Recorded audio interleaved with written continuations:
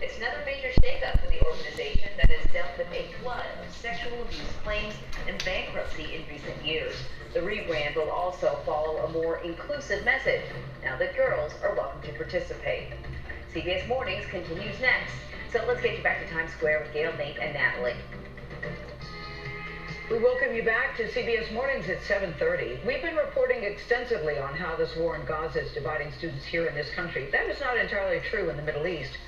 Okay, guys, it's May the 8th, 2024. Once again, it's May the 8th, 2024. It's May the 8th, 2024. And I honestly, I used to be a Boy Scout when I was growing up back in the Caribbean. I was a Boy Scout for a few years there, and there were rumors that I raped a goat or I raped a sheep and a cow and stuff like that.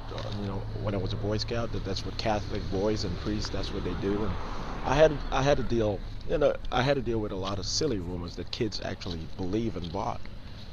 So that's what I went through in school, elementary and elementary school when I was in Caribbean, in the Eastern Caribbean. That's a long time ago. But yeah, I was a Boy Scout. When I moved to the United States, I was a Navy JROTC cadet in Northern Virginia, in Manassas, Virginia, in '99 and 2000. I'm not lying about this at all. But anyway, today is May the 8th, 2024, and in a previous video recording, I might have stated April instead of May, maybe 2 or 3 video recordings ago. But I'm pretty sure that I made note of that in the I guess the detail space, attached to that particular video recording. Well, I'm pretty sure I'm gonna have to check it over just to make sure that I did make note that I might have said April instead of May. But yeah. Okay, so I want you guys to understand this, okay? That's an additional fact that I want you guys to understand. When I state that I'm Africanist at times, whenever I'm approaching the issue of Africa,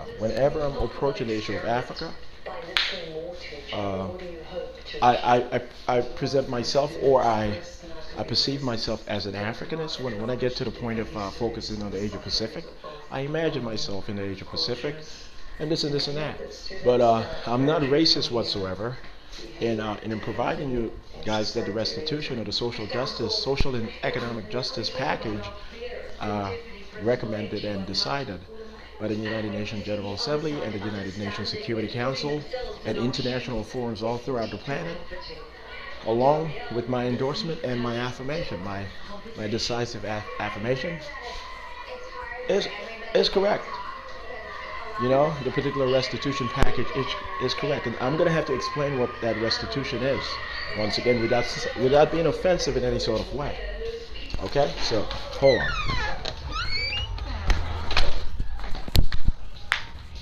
Okay, so this is how this is going to transpire. Okay, over the next 30 years or so.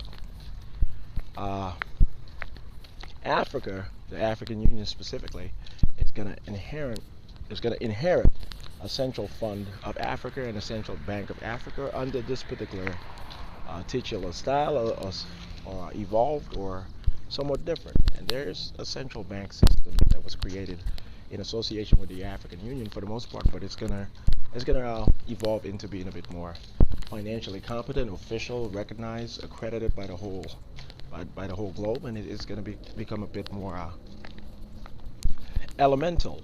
It's going to become a bit more elemental with so many different vocational areas and sectors of that particular banking system. So the idea itself, the concept already materialized in the African Union, is completely competent. But when it comes to being able to feed Africa into being the most economic and financially viable continent into the future, it's not there yet.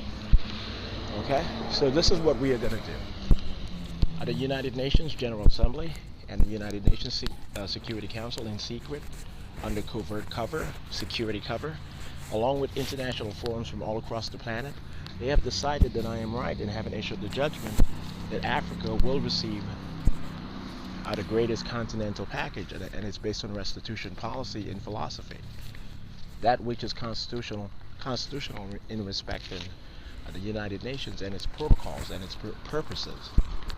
What we are addressing is what has transpired over the past 500 years. The colonization, the domination, the enslavement, the deprivation, the depletion of the African continent over the past 500 years without any sort of I'm not even going to I don't like using the word retribution. I stay far away from the word retribution, but without any sort of counter. Okay, so it's our job here to make sure that that counter, which never manifested or which never was effective or effectual at all, if it did exist, outside just university courses and discourses, is not only recognized as legitimate but also inoffensive and necessary. Necessary, not just necessary, but it's fundamental to getting us to the next paradigm. Okay? Sorry about that, guys. All of a sudden today I'm stuttering a bit unusually, but that's not going to be consistent at all. Usually I speak quite perfectly, but they ask for a few stutter here and there just to know that I'm a real person. They keep saying this guy must be from outer space and he must be who he says he is, but we're sure that Jesus Christ is from the sky. We just imagine that there's a secret palace or something in the sky, but he sounds so alien. We requested that he stutter here and there. I said, all right, I'll say yes to stutter in a few parts here and there, but I'm not going to do this consistently, okay?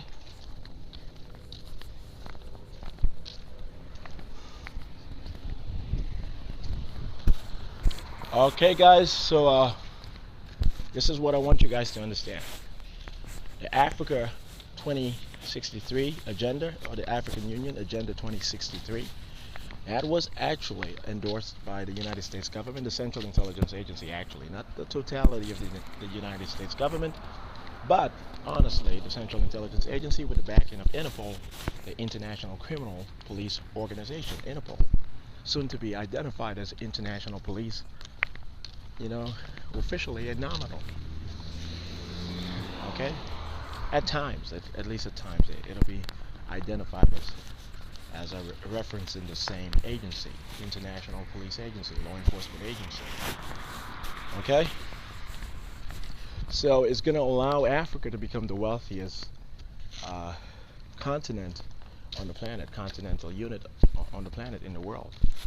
And so by 2063, Africa will not only have become the wealthiest continental union on the planet, but it will, at that particular point, find a cure for HIV/AIDS. It will lead in technology and innovation. It will compete with China and the United States. There will be a lot of competition between the African Union, the Asia Pacific, the Union of the Americas. Modest competition, humane competition, just literally based on innovation and advancement and stuff of that nature. So we're going to have a lot of contests, government contests and stuff like that, international contests and stuff like that. And the African Union is going to be quite speedy. And it's our job as the United States of America to manage the world government and to manage the African Union into leading the world that way for 500 years, with us remaining the manager of the United Nations world government, the United States itself, with the United States itself remaining as advanced and as competent as the African Union when it comes to technology, when it comes to aeronautics, when it comes to science, when it comes to social policy and political savviness, when it comes to political inventiveness and so forth. Okay? And we are going to remain the wealthiest nation state in the world. The United States of America is going to remain the wealthiest nation state in the world. The African Union will become and remain the wealthiest continental state in the world. And that's the deal we have made. I don't like saying the word deal, but you guys comprehend what I'm trying to communicate to you guys. Okay, so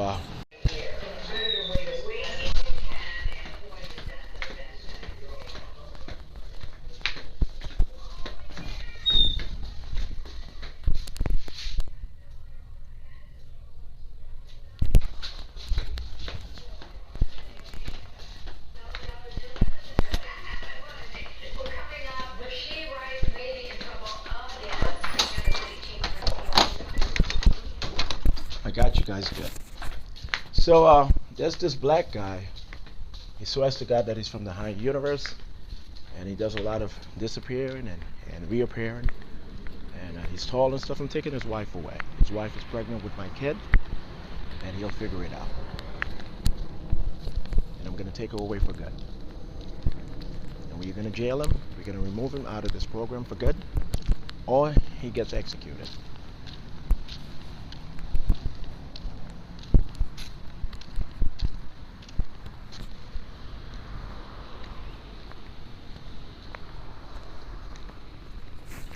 You understand?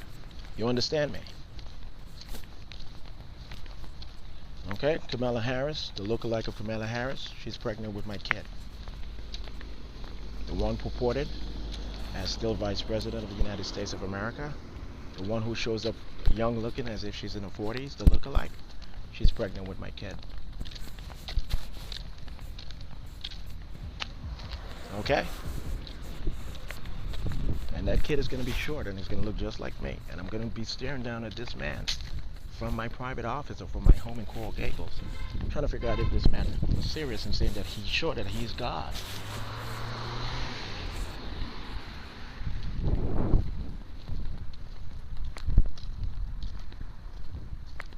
He said he's been all across the country claiming that he's the prophecy of the new Allah who's about to show up, who's about to lead the world out of destitution in the name of the right of white people, and there's all kinds of stuff, deals that he made with the white agents, just a fool. Okay, so Kamala Harris, she's gonna drop out of all presidential contentions. She's gonna email everyone that she's done. She's pregnant with my kid, and she's sure of it. She does not know how I can tell the difference between her and the real Kamala Harris. The real Kamala Harris is sickly looking. She looks as if she's in the 60s. The lookalike that we hired, who claims that she's from a foreign planet, she really claims that. She's sure of it. She's pregnant with my kid. She's still in her 40s. She's about 49 years old.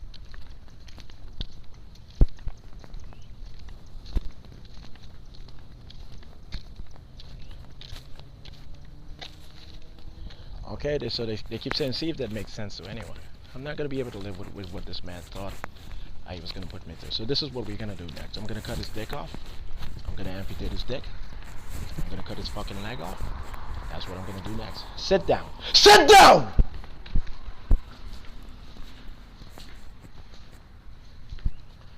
He's in a simulation right now. Okay? And he's trying to figure out why nothing is working.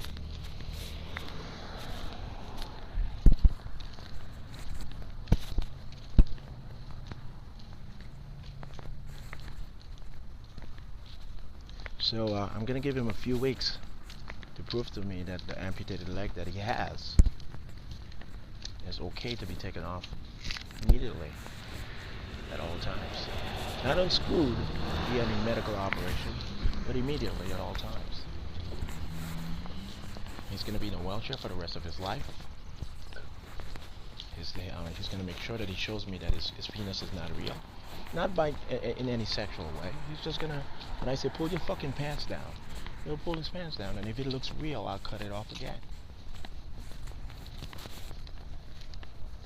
So this games of operatives and decoys and this and this and that, when it becomes unethical, I show up and I destroy everything. I disrupt it first, I obstruct it second, and then I destroy it if it does not abort itself. And I'm quite demonstrative in doing so at all times.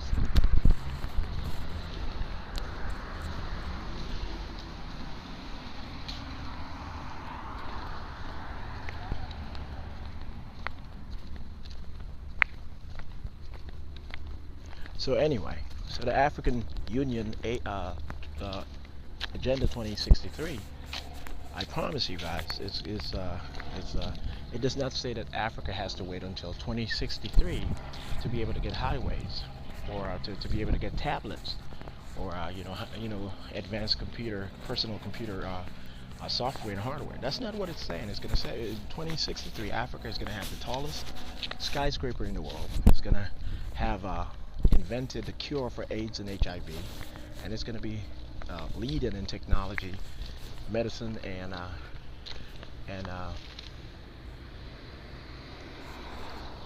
other advancements in general.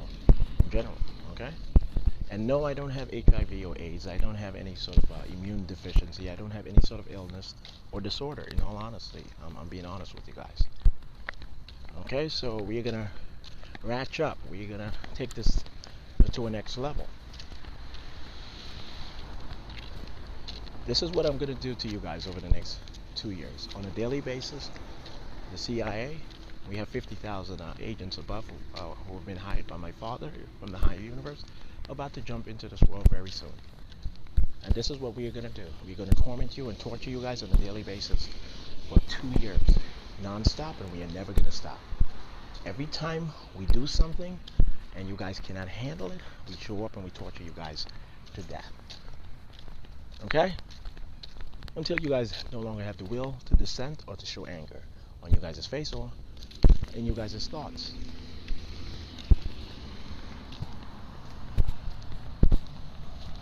So they get very confused.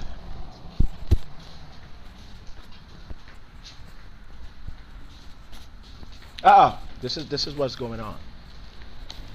We have them in a time constraint, okay? We do have them in a time constraint. So when they are near me, they're not really near me. When I need them to be able to feel me or me touch them, I make that possible. When we're in a time constraint, a security detail that makes it impossible for them to be near me, other than in a hologramic form, with them not knowing it at all.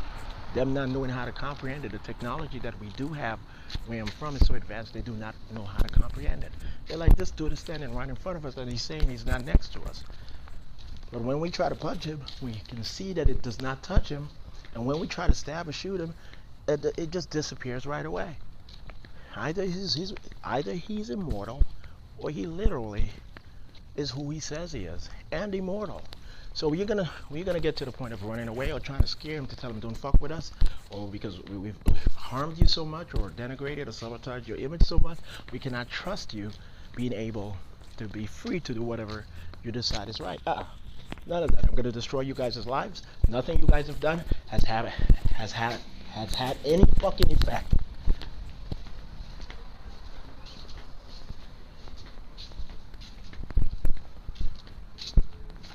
So this is what's gonna go down.